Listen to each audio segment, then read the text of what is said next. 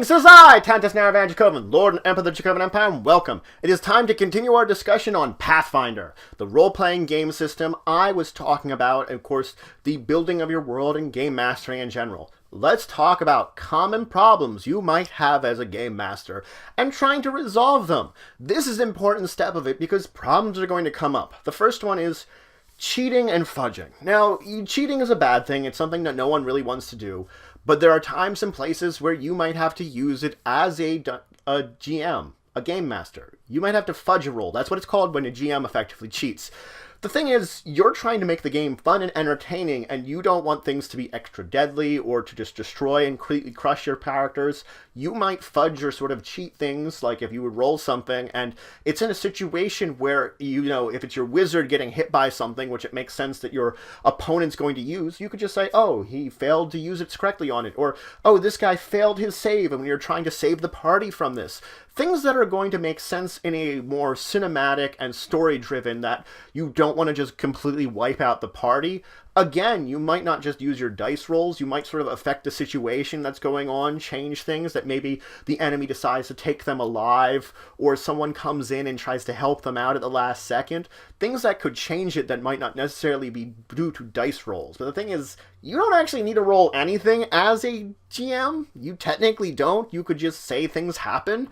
If it matters in your story, especially on the enemy side, it's just that usually you want to add a little bit of that randomness in, that you're just not dictating everything, and then you might have some bias on your dictation side if you're just coming up with it. The point of the fudge is to make sure that you don't that the bad luck that happens doesn't screw someone up way too much. But this also then gets into the next part, divine intervention, especially if someone comes in to help. Divine intervention is when some kind of force comes in and basically saves the day, usually unexpectedly and unwantedly, but it stops bad things from effectively happening to the players. This could be, of course, like they're battling out with some bandits, it looks like they're going to lose, and all of a sudden a group of guards from the local town shows up and saves the day. They're effectively taking all the credit and getting all the advantage here and getting a step up on the players because they helped them out, but it is divine intervention that this occurred. Using divine intervention is when things look really bleak, like if there's going to be a total party wipeout, if all the characters are going to die, or things are looking really bad, you still might want to use it. It is an option that you can keep in your back pocket. If you really wanted to, you could go to your characters, your players at the beginning of the game and say, like, each of you has like 2 divine interventions you could use, 1 or 2 or any number. And what they could do is when something's going really wrong in the game, they could call on their divine intervention. Now, you as the GM would have discretion. You could tell them, this is not a point in time you need divine intervention. If you do allow it, you're like, okay, divine intervention, that's fine. Then you're going to decide how to use it. So that's one of those things about it, is maybe your player calls about it in order to save the day from them when things look grim. But you're going to determine how that actually plays out. So it may or may not go the way the characters want to, but at least it will save their lives. Now let's talk about you as the GM and rules, because rules are an important part of it, but you have to think the fact is you can ignore as many of the rules as you want. The rules are as malleable as you make them out to be, and the players should respect that.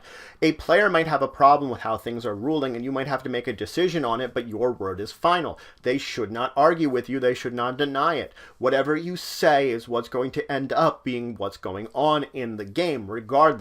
You could change rules if it's necessary in order for things to work out better to go along with the story. You can maneuver rules like that. You should keep it to a minimum just to make sure you're not breaking the very essence of the game, because the game is based upon a set of rules.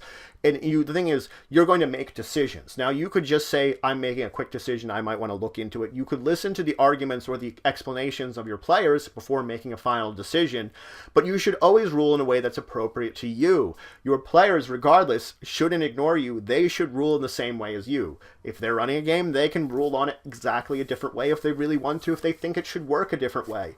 Your word will be final in your game. Now, there could be times where none of you have an idea of how rules should really work. In this case, you could give a +2 bonus to a player or -2 bonus depending on the situation that's creating. Someone could ask to use a spell in a creative and interesting way, and You have no idea if that would actually work, but you could apply some kind of bonus to whatever kind of roll they're doing for whatever they're doing. Maybe you're making it that it would trip up something with a spell use that's not normal, so you could give a -2 to the target's ability to prevent themselves from being tripped, or a +2 to try to trip them. Things like that make a difference if the rules can't really be determined by whatever's existing. Now let's talk about player death. Because there's times where it might happen, where a character might die. The thing is, character death should be handled in a kind of mature way. The thing is, first you have to see if the characters are going to be resurrected. If you're doing it in the middle of the battle, you should try to resolve the battle as quickly as possible, because then you could quickly, like, if one of them has a spell to raise them, they can do it. If they can do it during battle, that's great. If they have to go to a city to do it, you can resolve them doing that, taking care of those things. If the player would be sitting for long periods of time, you might even want to stop the game and then resolve what's doing that in between sessions. If the character isn't going to come back, or there is no way to resurrect them, then you have to move on. If you have some kind of NPC or an alternate character that person can play, maybe they can do that. As I said, you could even have it that if they're making a new character, you could end the session and have it there. If it looks like the session's very early on and someone dies, you have the player make the character then, because you're not ready to introduce them, so they shouldn't really have something ready, because you want them to sort of build a character, and once they're done building that character, you take them aside, you talk to them for like 5 or 10 minutes, you sort of pause the game, figure out what's going on with their new character, and then you can write them into the story where they are at that point in time, and hopefully by then you've moved the story along into a place where you can pick them up, because that's what you're doing while the person's making the characters, bringing the players to a place where you could possibly resurrect them. Now, there are some problems with creating new characters and character death in general. Loot. One thing you could do is have whatever loot is on the player just go away with them, and the new player be established with all loot that would be equivalent to what that character have. That's probably the easiest way. It does have this kind of weird connotation to it, because like, why can't you take the loot from them? But it is one of the easier ways of balancing out this character death. Now, as of course the DM, you're going to roll dice. You have the option of rolling dice in front of your players, or not in front of it. You could use the Dungeon Master screen and hide it. The thing is, when you're rolling in front of the players, you're going to know everything that's going on. When you're rolling it behind a screen, that's where you're using that more to fudge rolls, or maybe if there's secret rolls you don't want to know about. When you're rolling in front of people, they tend to know what's going on, and maybe you can switch in between them too, depending on the situation you want. Troublesome players. Let's talk about those, because you can get players that are very troublesome. If you're having very combative players or disruptive players, you will oftentimes want to like bring them aside, tell them to sort of calm down, try to get them to understand what's going on. You effectively have to kind of rein in troublesome players. If they're having some kind of activity or actions that they're doing, even in or out of game, you want to tell them they're being a trouble and being a problem. If there's some kind of argument or heated going on, maybe you want to stop the game, and maybe you want to like try to take or give a break or something that people can calm down and calm their nerves. The thing is, you can even like kick out people for a session if they're being a really disruptive player, kind of give some kinds of punishments to them. Nothing major, just more like, look, you're having some trouble right now, why don't you like take a step out, you can come back next week, just calm down, something like that. That can be the more extreme. I would recommend maybe stopping it for everybody where you have a chance to talk to them first before you do that, but you're going to have to deal with troublesome players here and there.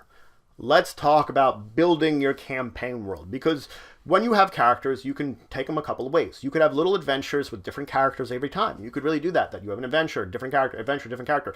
You could also have a series of adventures that make up either just some kind of little adventures one at a time with the same characters, progressing along the way. That's actually the preferred type, where I take a character, I go on a small adventure, I progress a little bit, go on another adventure, progress a little bit, go on another adventure, and continue repeating this until whenever we want to stop with these characters and move on. You can create an kind of encompassing storyline along those ways, or do something completely different. And the thing is, you can come up with any kind of basis in any rules or fantasies or any kind of settings you want to and include them in, and it is up to you to build in how they would work in this world.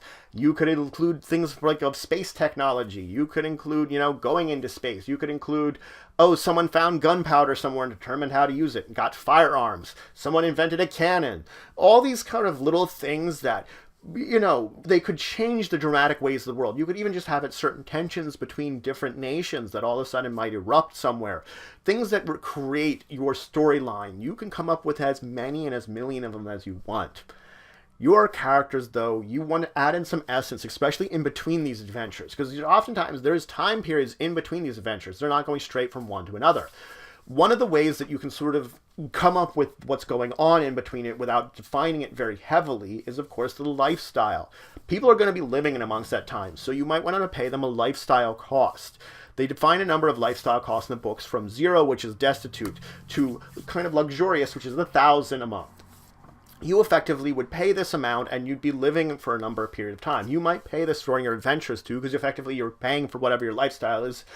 And you just have an idea of how you're living during this time period because of the amount of money you're paying. You might be living like on the streets effectively, or living in a mansion, depending on how much you're willing to pay and what kind of lifestyle your character could want. And you're just going to be assumed to be in this lifestyle and living it during the time in between. But it also might reflect how your character's appearance and how they go in between when they get into the adventures. Now, you could use races that aren't in the core rulebook here.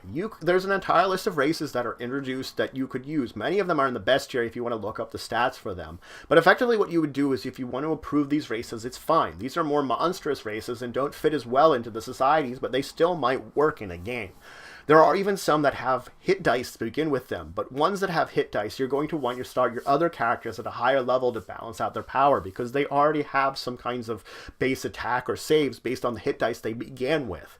So when you're using a race, even a monstrous race especially, you want to balance out things appropriately and make sure the characters are balanced out.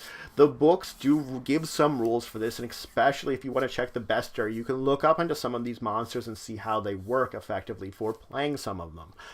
You just have to question if it would be good to play, what you could do with it, any kind of statistics you would get, how it would fit in the situation you're going in, and the game master is going to have to approve the players playing it no matter what. So that's it for today.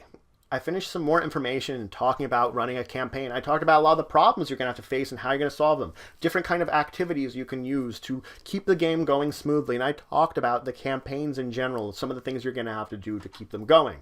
In the next one, I'm going to talk about ending campaigns and move into talking about environmental factors and talking about what's going on in the environment around your characters. So any questions, comments, anything you want to say, anything you think I left out, please leave in the comments below. Please like, share, and subscribe to support the channel, the Empire, and the work I do. If you want to show some more support, you can check out my Patreon, link to the description below. But regardless, until the next time, I bid you farewell.